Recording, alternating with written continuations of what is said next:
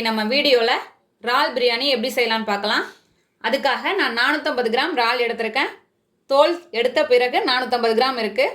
2 பெரிய வெங்காயம் நீல வாக்கில் கட் பண்ணது, 2 மீடியம் சைஸ் தக்காளி நீல வாக்கில் கட் பண்ணது, 6 பூண்டு பல், ஒரு சின்ன துண்டு இஞ்சி பொடியாக கட் பண்ணியிருக்கேன், 2 பச்சை மிளகாய், கொஞ்சமாக கொத்தமல்லி தழை, 2 teaspoon garam masala, 2 teaspoon Kashmiri chilli powder, 1/2 teaspoon மஞ்சள் தூள், 2 டேபிள் ஸ்பூன் அளவுக்கு கெட்டியான தயிர், 2 டேபிள் ஸ்பூன் நெய், 1/2 மூடி லெமன், ஒரு கைப்பிடி அளவு புதினா இலை, ஒரு கைப்பிடி அளவு கொத்தமல்லி தழை, தாளிப்புக்கு ஒரு பிரியாணி இலை, ஒரு துண்டு பட்டை, 3 கிராம்பு, 4 ஏலக்காய், ஒரு நட்சத்திர சோம்பு.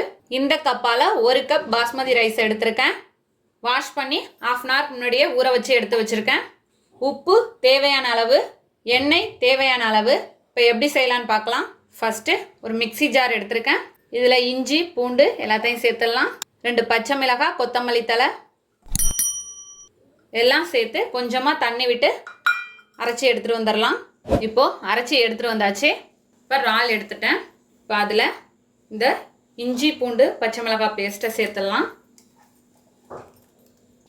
இதில் மஞ்சள் தூள், மிளகாய் தூளில் பாதி அளவு இதில் சேர்த்துக்கிறேன். கரம் மசாலா, உப்பு இறாலுக்கு தேவையான அளவு. நான் 1/2 டீஸ்பூன் சேர்த்துருக்கேன். 1/2 லெமன்.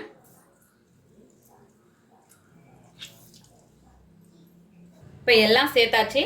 நல்லா கலந்து வச்சிடலாம். இது அப்படியே 30 நிமிஷம் ஊறட்டும். இறால் ஊற வச்சு 30 நிமிஷம் ஆயிடுச்சு. இப்போ ஒரு குக்கர் எடுத்திருக்கேன். நம்ம பிரியாணி குக்கரில் தான் செய்ய போகிறோம்.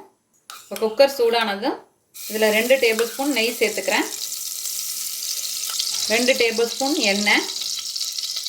இப்போ எண்ணெய் ஹீட் ஆயிடுச்சு. இப்போ தாளிப்புக்குள்ள ஐட்டம்ஸ்லாம் சேர்த்துடலாம். பட்டை, பிரியாணி இலை, நட்சத்திர சோம்பு, ஏலக்காய், கிராம்பு. இப்போ எல்லாம் பொரிஞ்சிருச்சு. இப்போ வெங்காயம்,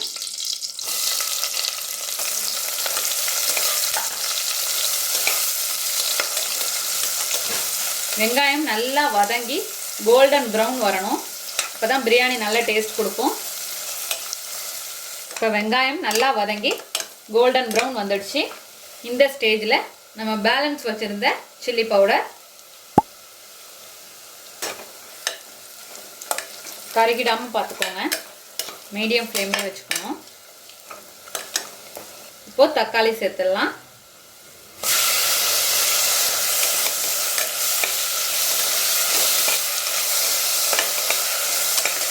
வெங்காயம் தக்காளி நல்லா வெந்து தொக்கு பதத்துக்கு வரணும், வேகட்டும்.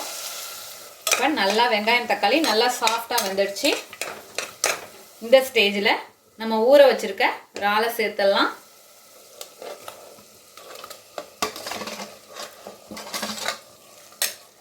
சேர்த்துட்டு வெங்காயம் தக்காளியோட நல்லா கலந்துப்போம்.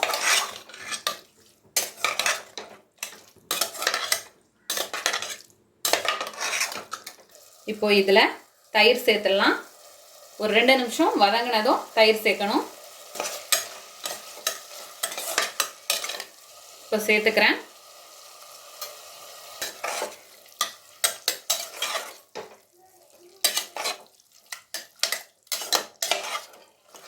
இப்போ நல்லா வெந்து குழஞ்சி வந்துட்டு, இப்போ இறாலும் வெந்திருக்கு.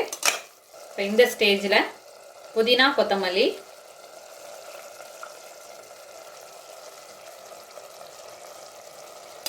கலந்துக்கலாம்.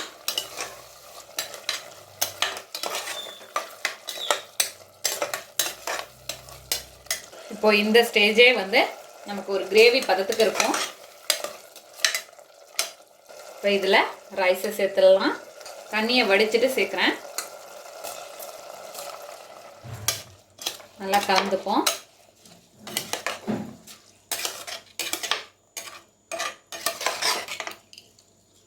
இப்போ 1 கப் ரைஸ் எடுத்தேன். அதுக்காக 1.5 கப் தண்ணி.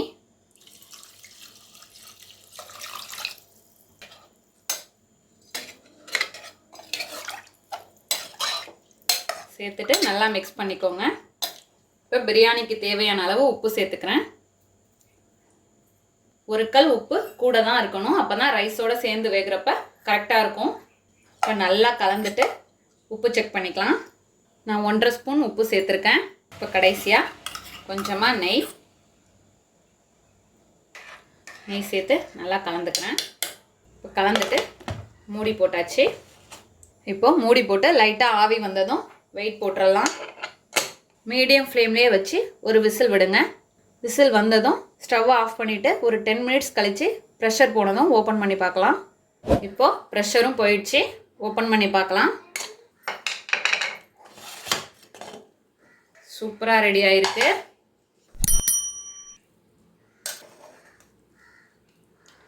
அவ்வளோதான், நம்மளோட அருமையான அற்புதமான இறால் பிரியாணி தயாராகிடுச்சு.